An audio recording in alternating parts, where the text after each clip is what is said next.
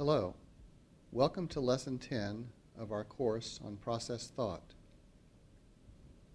In this lesson, we will consider one paragraph which appears in Part 1, Chapter 2, Section 1, and I've put it on the screen. Let's read it together.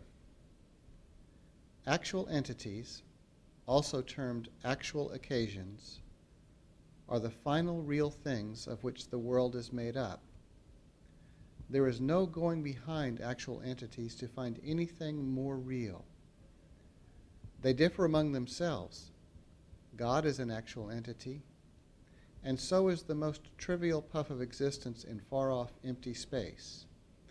But, though there are gradations of importance and diversities of function, yet in the principles which actuality exemplifies, all are on the same level. The final facts are, all alike, actual entities. And these actual entities are drops of experience, complex and interdependent. In this paragraph, Whitehead is dealing with a question that many philosophers wrestle with. It's the simple question, what is everything made of? In ancient times, in the West, some philosophers considered four options. Everything is made of earth, or everything is made of air, or of water, or of fire. In our time, we might be tempted to say, no, everything is made of molecules and atoms. But we're inevitably led to ask the question, and what are molecules and atoms made of? And we might be tempted to say, well, molecules and atoms are made of energy. They are congealings of energy. But then we can ask, what is energy made of? And some people might say, they're made of consciousness. All energy is a form of consciousness.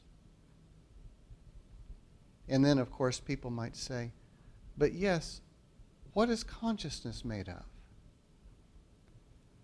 And there are some people who might say, consciousness is made of God. God is a name for that ultimate consciousness of which all things are expressions. But even here, we might ask the question, what is God made of? If God is actual,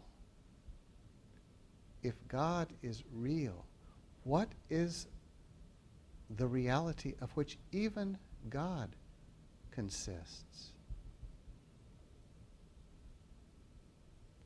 And Whitehead's proposal is that everything is made of drops of experience, complex and interdependent.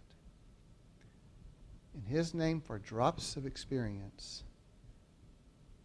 is actual entity. Everything is made of actual entities or actual occasions, happenings, momentary happenings that exist in dependence on one another, that come into being and pass out of being in dependence on everything else. Now, he will end up imagining God as an ongoing active experience, always here, always now, and yet never perishing. And all things are enfolded into the ongoing life of God, like an embryo inside a womb. But for Whitehead, God's actuality and the actuality of everything around us consists of drops of experience, complex and interdependent. So what is everything made of? Here you have Whitehead's answer, or at least Whitehead's proposal. It's worth thinking about. I'll see you again.